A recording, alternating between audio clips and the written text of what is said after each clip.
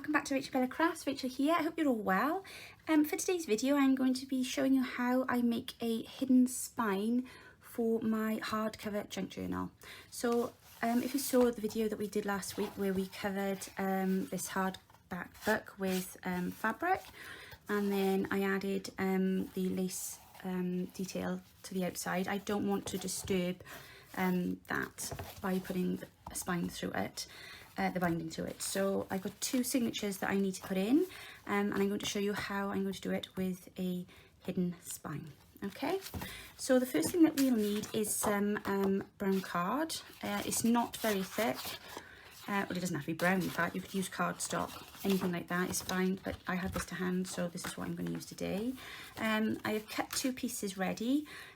They are just short of the width of the spine, so that when I close it they are not interfering with the closure of the book.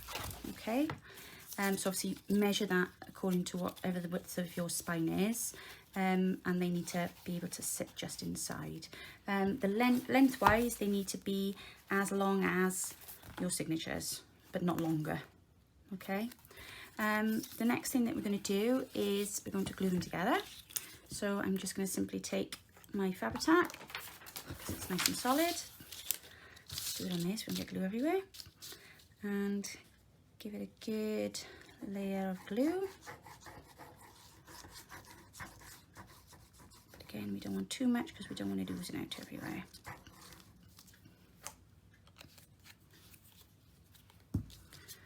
Okay, I'm going to place one on top of the other. Just make sure that they line up. That's great.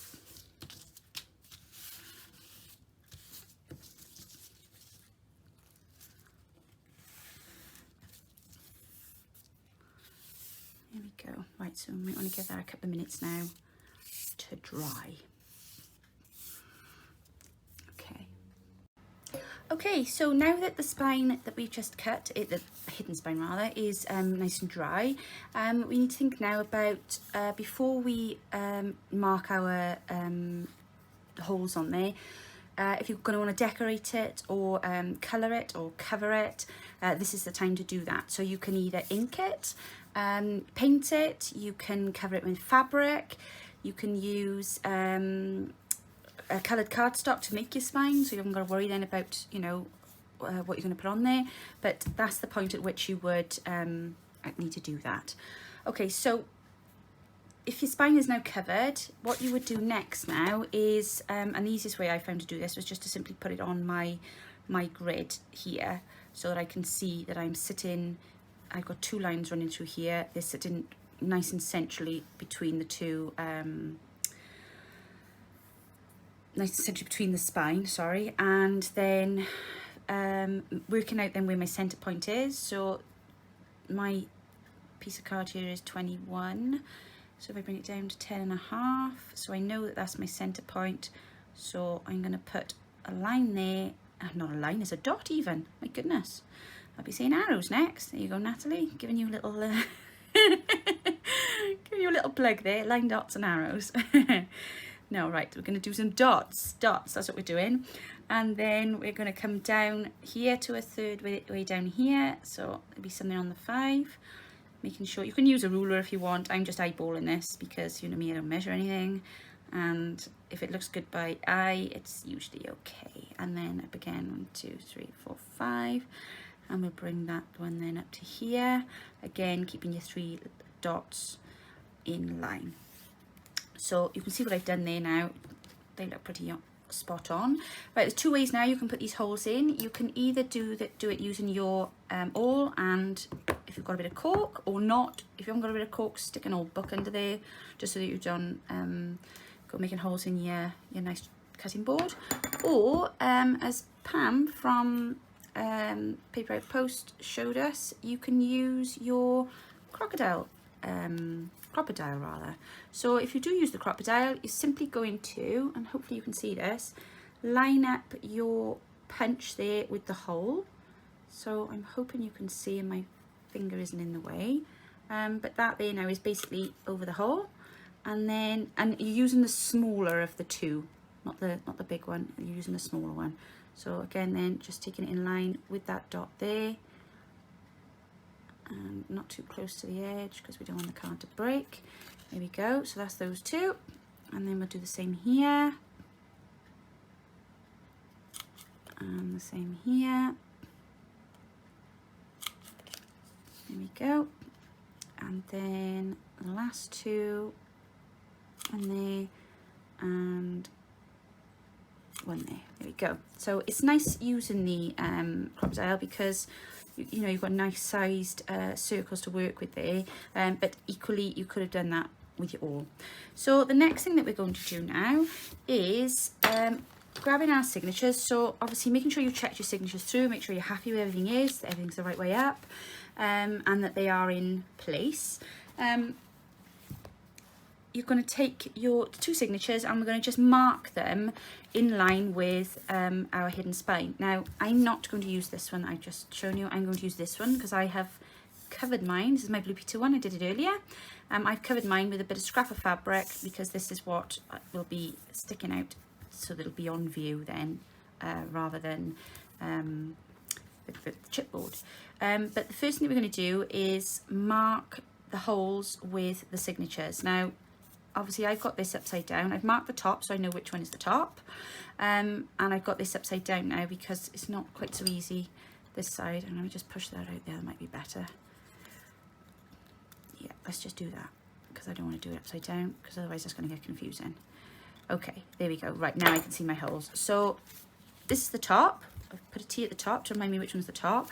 This is my front signature and this is my back signature. So make sure, because unless you're like really, really good and your hand is really steady and your eye is able to get in areas you couldn't normally see, your holes might be slightly askew from each other, but that doesn't matter. The point is that your signatures need to sit centrally to the holes, or rather to the hidden spine. So as long as they are in line with each other, and I'm going to stand a second, sorry, because that's really hard to do when you're sitting down. So just want to make sure that they're in line there, and that one there is in line with the holes there and there, and that they are in line with each other.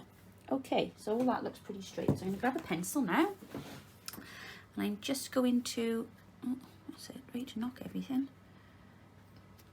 Do you do that? Get everything all lined up ready and then move something and then everything moves. It's like, don't move. Right, let me just check that again.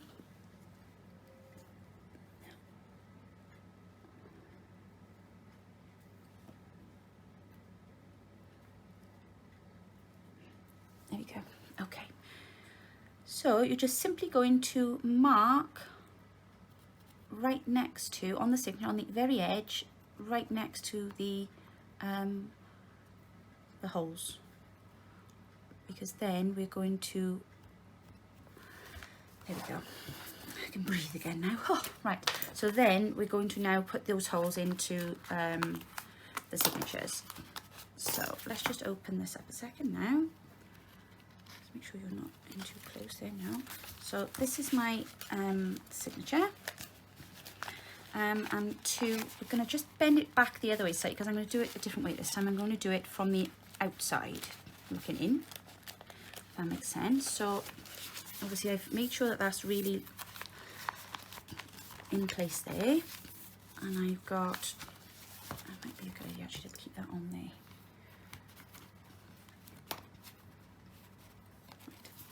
And then I'm just gonna turn that ever so slightly. Now, if I had a nice long crocodile, you know, the ones that come in, I would be able to do this with this, but unfortunately I don't have that much reach. So yeah, sad times, gonna have to go back to the awl, because I thought that was really good using the crocodile. But there we go. So again, using our dots, opening that spine up, and we're gonna just go in and make some really nice holes. And then here,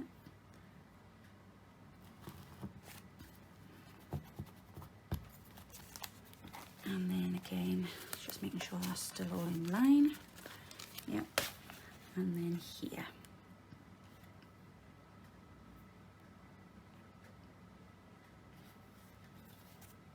fine. Just trying to see if that's the pencil mark there or a mark on the pattern.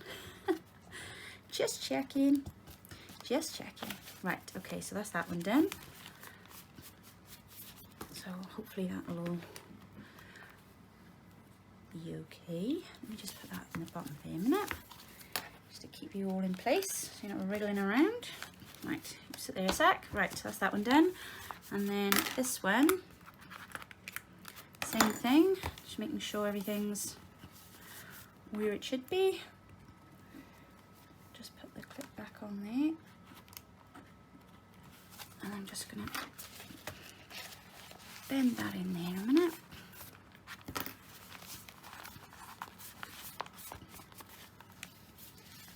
Okay. Now, hopefully that hasn't moved. And we're just gonna go straight down that center section there.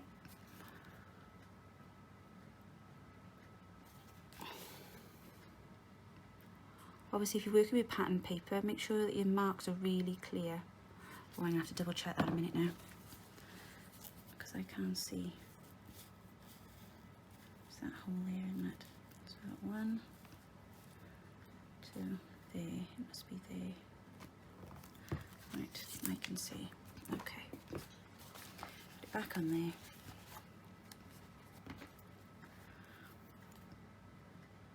Into the centre. Yeah, perhaps not a pencil, something a bit, mark it with something a bit clearer, because I couldn't see the hole then. Okay, right, so put those back together in a minute. Paper clip on the end of there, and on the end of there, just because it's going to be moving around in a sec. Okie dokie. So the next thing we want now is the needle. Okay, so we're going to take our needle and thread, and we are going to thread it through the centre hole. And we're going to thread it through the centre hole of the hidden spine, bringing it through, leaving a tail end. Then we're going to take it back through the top one,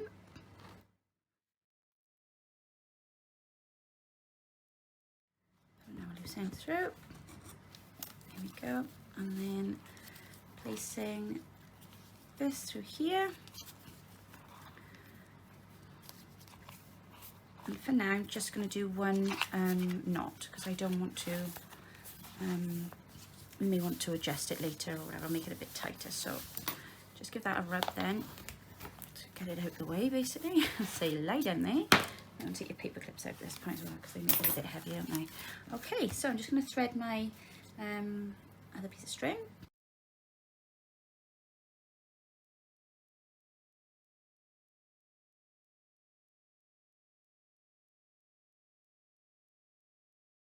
Okay, so we're going to pull the string nice and tight, making sure that we can open and close the journal comfortably. And then we are going to do a knot one way, so either left over right, over the top of the strings, and then a knot the other way, right over left. And for now, we'll just leave those strings there, but that's fine. And then we just do the back one up, because I left that one loose just in case I needed to change anything. So we've got one knot in there. So in there nice and tight now. Yeah, everything can move comfortably. Fabulous. And then I would have done it the other way, wouldn't I? Left over right and then right over left. And then pop the strings down. Okay, so that's our signatures now sewn to the hidden spine. So now we need to attach the hidden spine to the book. So basically what we're going to do here now is place that in there like that. See how that fits in there? So I've cut that just long enough. So we're happy with how that looks. So the next thing I need to do now is lots of glue. Obviously not too much glue, because you don't want it all oozing out everywhere. But this needs to stick and this needs to stay stuck. So all the edges all the way down here.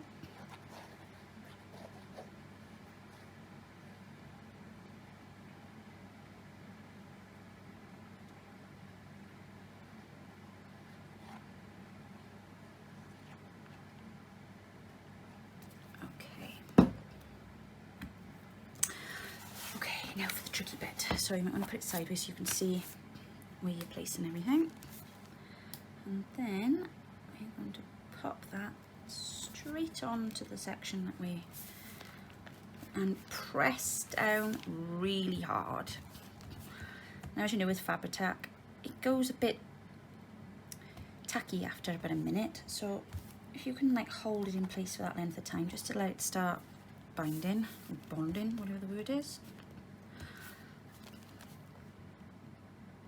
And then after a little while then, what you can do then is to take a ruler down the centre of your, excuse me, stretching signatures, and just press down there, because that just gives it a bit more. That is my centre signature, is it? Yeah.